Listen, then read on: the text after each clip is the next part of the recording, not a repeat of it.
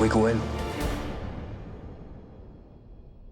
Cutter starts off at the beginning of series 1 as somebody who lost his wife 8 years ago and has never really forgotten about that or been able to dismiss it because she's never been found, any of those things. And so he's just buried himself in science and his work, kind of traveling around the globe, looking for anything Darwin might have missed.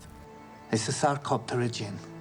There's no trace of them in the fossil record for 70 million years, and then suddenly one of them just pops up in the middle of the Indian Ocean.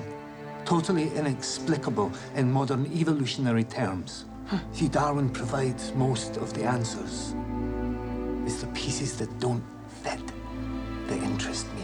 When these anomalies start to happen, it's like Christmas. Maybe it's happened before, in which case every single thing we thought we knew about the universe is wrong. Or this is the first time, in which case, what changed? What happens next? Believe me, it's very, very far from over. And then, of course, there's a thing of finding out that not only does his wife come back, she's not dead, but she's kind of back, unapologetic, with her own agenda and no explanations. Why didn't you come back? What are you really upset about, Nick? That I stayed away? Or that I didn't tell you what I was doing? I'm not upset, Helen. I just don't know who you are anymore.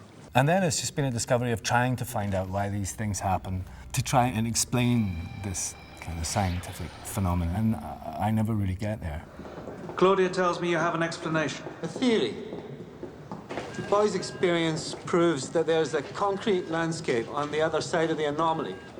And I think it's the Earth many millions of years ago. And this anomaly, as you call it, is a door between time zones in the world's history? There's 6 of us who arrived on set on the first day, and we didn't know one another, and we were all kind of going up, you know, we all had our own kind of nerves about different things. And it's, you have to kind of find what your role is within a group. But by the time we got kind of halfway through the first series, it was kind of pretty much set as to how the group dynamic was working. And I think it's worked out very well, actually. Go back to college, get on with your work. I'll find you another supervisor. Just as much to blame as he is. Just as stupid, maybe. But you didn't shut your mouth off and you'll still get skills I can use. You stay. The very first episode I really liked, just purely because I remember how I felt then. That first week that we had in Black Park, where we first found Rex, was very funny because it was night shoots and it just rained and was cold and was damp. But I kind of remember the very first setup that we had was I was running up to a spot, and this anomaly was supposed to be between 2 trees that we never. This was the first time that we'd seen these things, and it was the very first shot that we did. But I just remember the kind of anticipation of that because I think we were all so excited with torches, and it just looked fantastic. Where's it gone?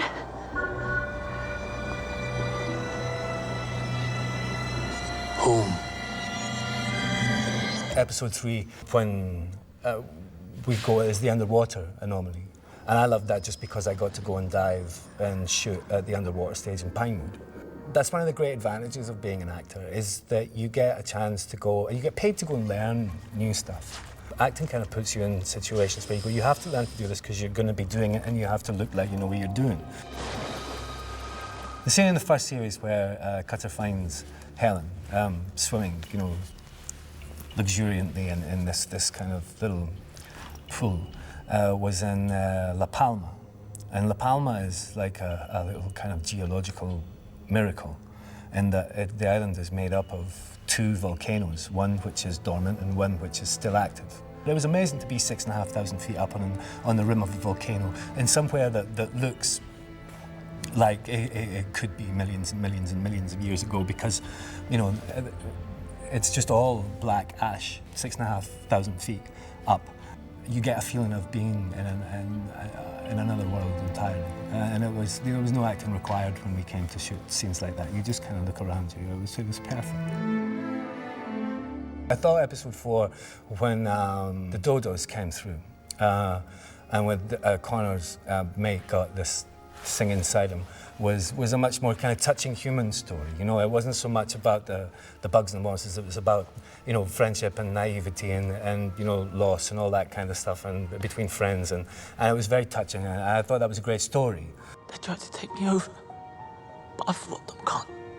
I fought them. You did a really good job.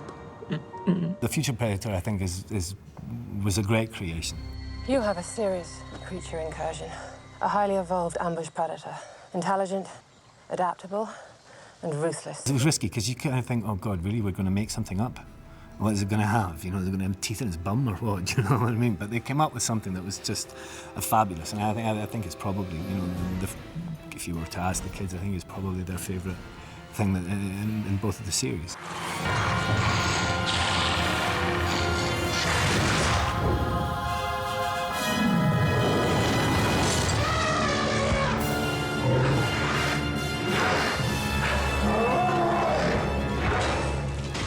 We proved ourselves in the first series, and also we had an audience that liked what we did. And also I think it was ambition, because there's no point in being lazy about something. You know, if you've got something, the idea is to make it better.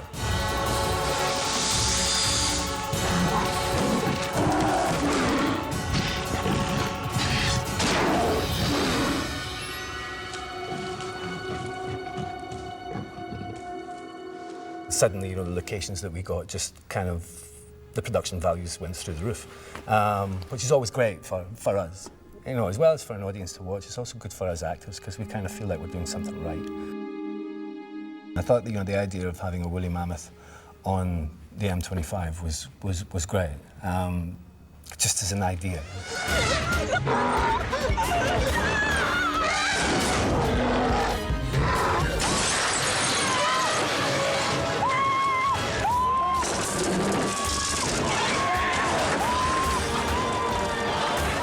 I enjoyed 7 just because the kind of tension, also the tension of the series was kind of ratcheting up then, you know, and I enjoyed that. I enjoyed running around firing guns, which I know isn't probably the most grown-up thing to enjoy as a 42-year-old man, but nevertheless, I still got a blast out of it.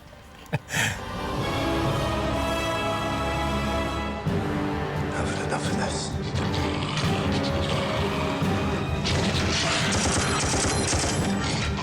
Diving off a boat into the Thames, I don't know how to dive, and I don't swim very well. But all I knew is just to try and keep your arms straight and stop your legs going like that, and it should look reasonably okay. And all this is going through your head while they're going, okay, turn over, and, you know, action. Just all thought kind of goes out your head, and you just go, just jump and hope. I can't see her!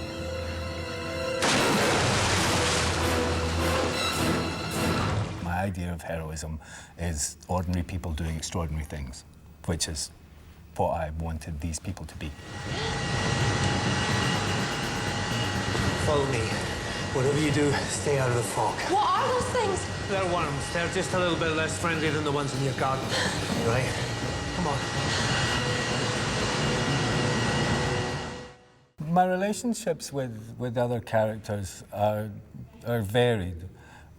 With Connor and Abby, I'm a kind of very reluctant father figure. I want you to go and check it out and take Sid and Nancy with you.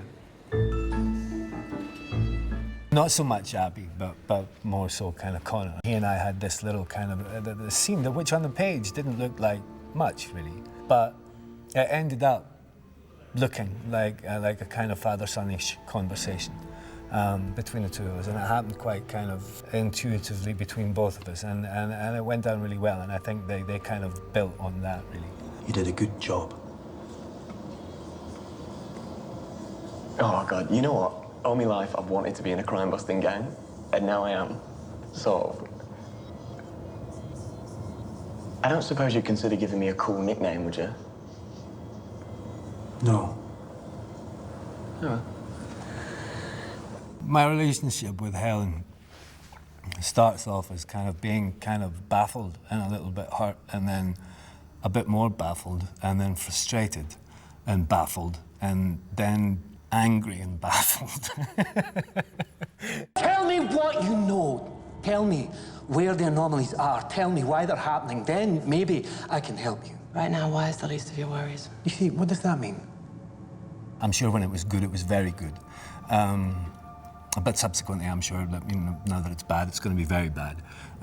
Because I don't think there's any kind of coming round. There's no convincing Helen that actually you have to open your mind up to what's going on here, because she thinks that she knows more and has a far greater insight than any of us. We can make it happen again. Doesn't that excite you? No. I don't want to change the world, Helen. I happen to think it's rather beautiful just the way it is. We know what happens when we interfere, the damage we can cause. Can't damage the future, Nick. We can only alter it. The very first time I ever meet Claudia Brown, she walks up and kisses me in a bar, which is quite a memorable way to meet somebody. I've never seen you around here myself, and hey, why don't we have a drink after this? Excuse me. Don't panic. Just told that slime ball over there you were my boyfriend. One more sleazy cat at mine, I was going to have to kill him. Well, I'm very glad I was here to help. I'm Nick Cutter. Actually, I know who you are. Claudia Brown, Home Office. I don't think he's thought about another woman in 8 years. And suddenly there's this person in front of him who's, you know, very confident and kind of opinionated, strong-willed and beautiful and quite sexy, and you kind of go, hang on a minute, there's a woman there, do you know what I mean? And suddenly I think he starts to, that kind of wakens up feelings that he hadn't felt in a long time, and a bit confused about the fact that, you know, suddenly Helen's back, but there's this woman. You've taken to him, haven't you? I trust him, if that's what you mean. He's attracted to you, isn't he? I have no idea. It's obvious you like him. It's really none of your business. He's my husband. You left him. You're going to be safe here. What about you? You know, I think I can make it.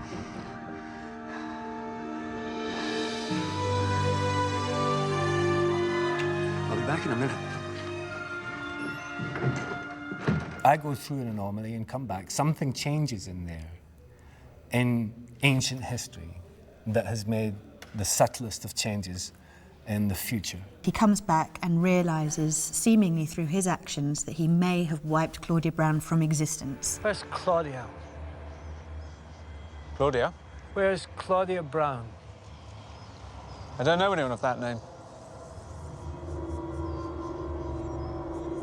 No, come on, where is she? We don't know what you're talking about. Never heard of her. Look, you've been working with her every day for months, so don't tell me you don't know who she is.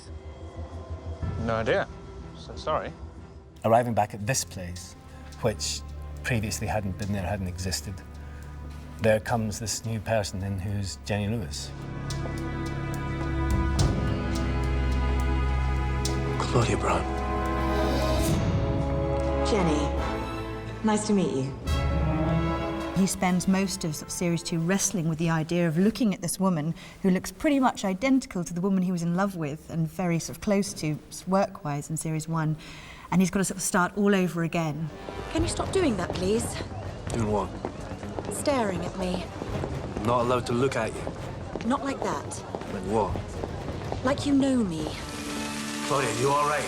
Don't call me Claudia! As Series 2 continues, this warmth towards the professor, she breaks off her engagement, and when we leave her at the end of Series 2, you realise very much that she has these feelings she can't really put into words for him. Look, Claudia, I'm so sorry. Jenny. Do you know what? You saved my life. So just for tonight, you can call me anything you like. But for the record, I really hate that name. It's one of those kind of, will they, won't they, they might, oops, he's dead. It's kind of, that's about as far as it goes. Which is why, you know, that was, you know, perfectly in keeping with his relationship with Claudia Brown. Drink? Another time, then.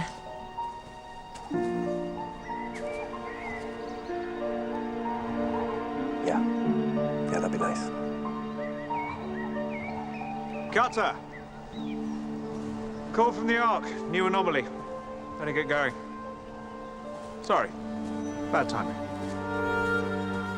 Ben's such fun to play with because he's so kind of funny and so kind of arch and smug, but he's got such a kind of twinkle about him as well. You know, it's been great fun playing with him for the last few years.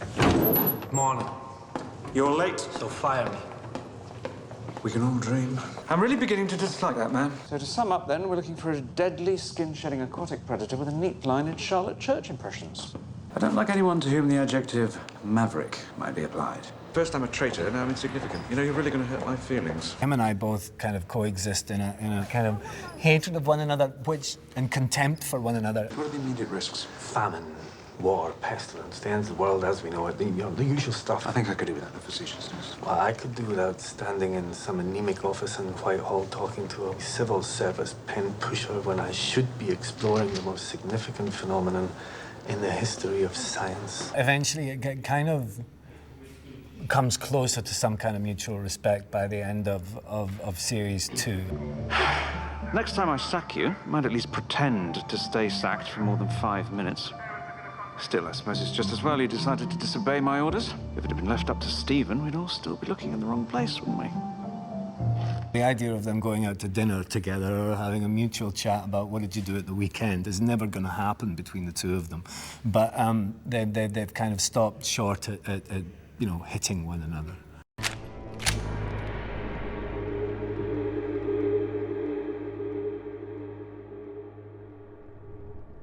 You know what, Helen? You're not as smart as I thought you were. I think I kind of die quite well. I hope. God almighty, I've never done that before. I've never kind of had to kind of die well, you know. So I'm looking forward to seeing it. I won't let you down, Professor. We need to get this man in an ambulance now!